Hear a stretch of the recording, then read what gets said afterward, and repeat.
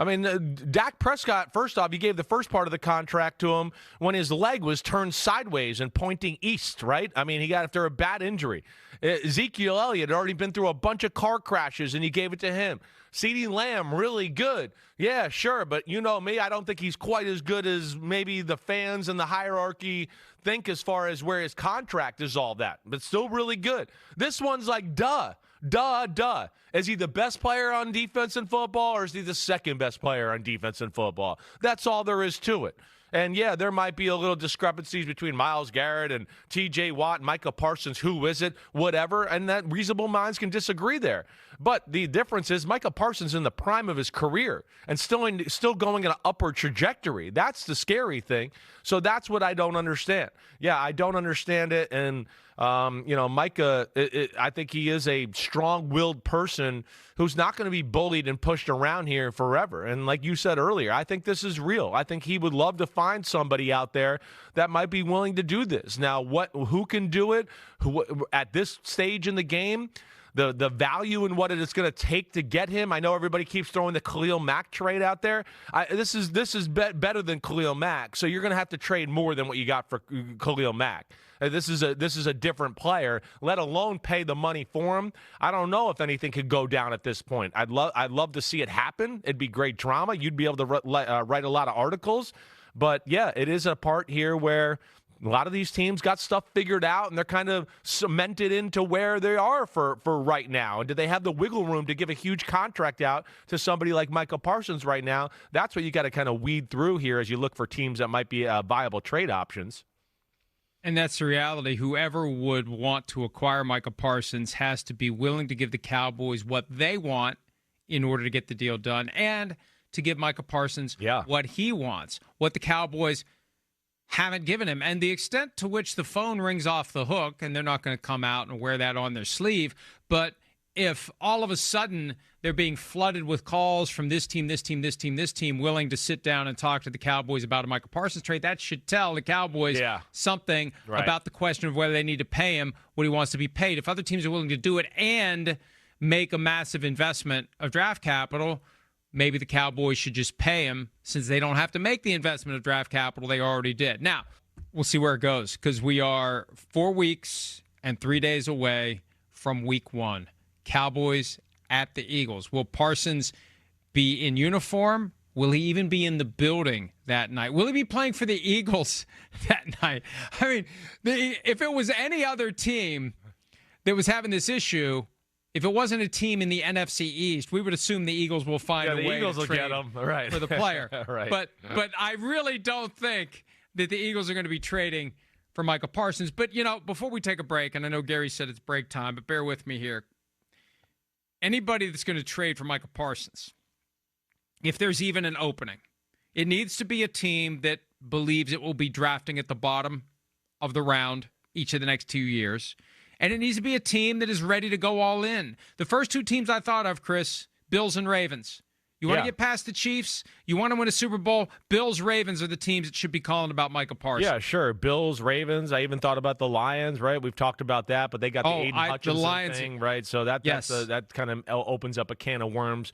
But I hear you there. I think it is. It's either a team that goes, wait, we want a Micah Parsons to get over the hump, get over the top to get to the Super Bowl, or it's going to be like a lower-level team that's going to go, wait, no, we'd like to start him and have him be the start of our franchise, almost like the Bears did with Khalil Mack. Basically like, hey, we want to bring him here, and we're going to kind of start him as being the base of our culture here. So it's one of the two there. But, again, it's a weird spot of the year. And does all these teams, do they have, the type of room in their salary cap to pay somebody the highest paid guy in the history of football? Do they want to give away those assets like you talked about? It's going to take 2 first-rounders and probably some other high picks as well, at least at that. So, yeah, it'll be interesting, Mike. But those are two teams that certainly jump out to me. I hear you there. Give me a team that would fall into this category you've identified of team that isn't good, that is trying to get good, and he would be the centerpiece of the effort to become competitive. Right. Do you have any? No, like I would think of like a Carolina or somebody like that, right? The Carolina Panthers, they know they're not, anywhere near the top yet. somewhere like a team like of that type of example is what I was looking for. The Las Vegas Raiders, somebody like that. I'm just saying where you go, wait, we don't have, that doesn't fit that well either. That's not the best one. I could come up with better ones, I feel like, than that. Well, maybe it's stay tuned for. Yeah, go ahead. Stay tuned for reports of Tom Brady and Micah Parsons getting together in Montana.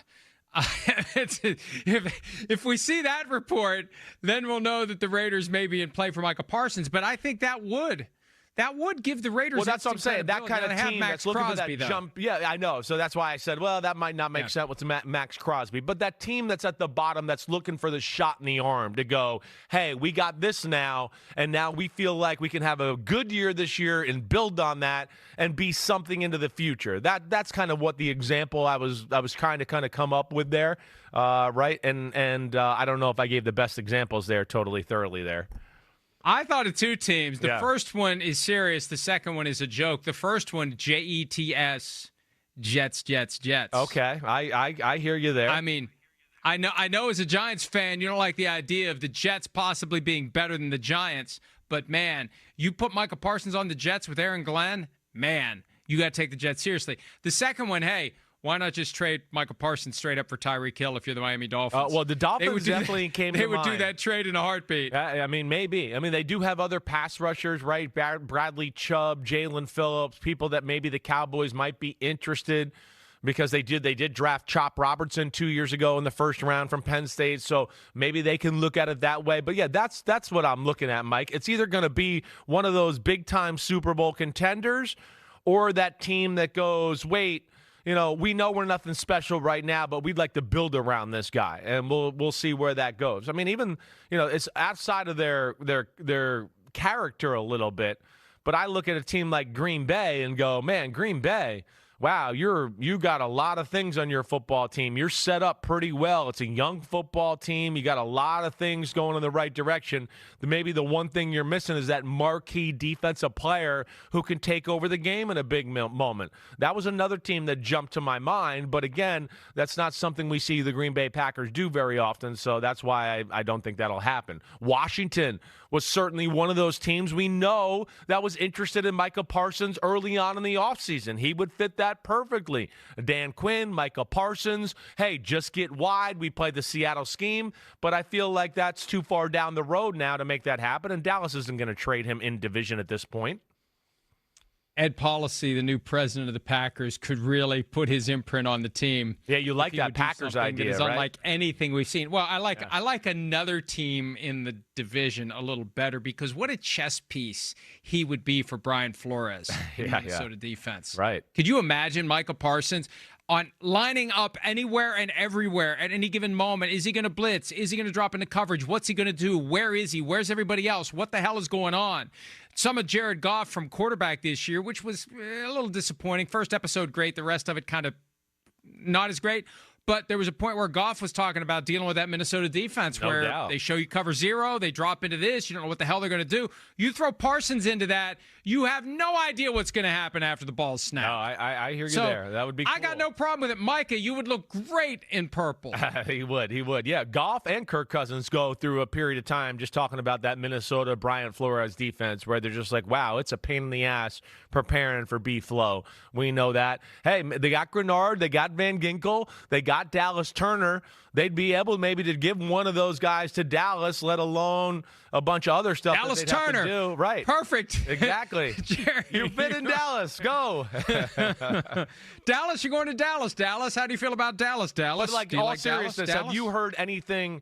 I haven't heard anything substantial yet, and I'm not in the mold of like trying to reach out to all my friends and stuff while they're in the midst of training camp and trying to get rumors. They're all doing their thing and working hard right now, but I haven't heard anything tangible as of yet to even think there's a team remotely like seriously interested. No, that's the thing. When this came up on Friday afternoon, I thought all weekend long there's going to be development. But other than Jerry saying what he said and Dez getting involved and Jay-Z getting involved and Nicki Minaj getting involved, there haven't been many Micah-related developments. Yeah, so right. The ball's in his court to say something after being disrespected by Jerry on Saturday, because I think at the core, that's what he did. He disrespected Micah Parsons. He's treating his trade request as phony And he called out his hurt back multiple times as further evidence of phony things Mike is doing to try to get paid. So, Michael, what are you going to do? And I say that as a business person who wants to have interesting stories to cover. I admit my bias. But still, even with all that on the table, Micah, what are you going to do? Yeah. What do you think he's going to do? No, I'm interested to see how it all plays out. I really am, and I have no idea what he's going to do. But I think he is serious in the fact that he'd be willing to make a move if he has to right now after what we saw this weekend. Hi, it's Mike Florio. Thanks for watching PFT on YouTube. Hit subscribe for the latest news and analysis from Pro Football Talk.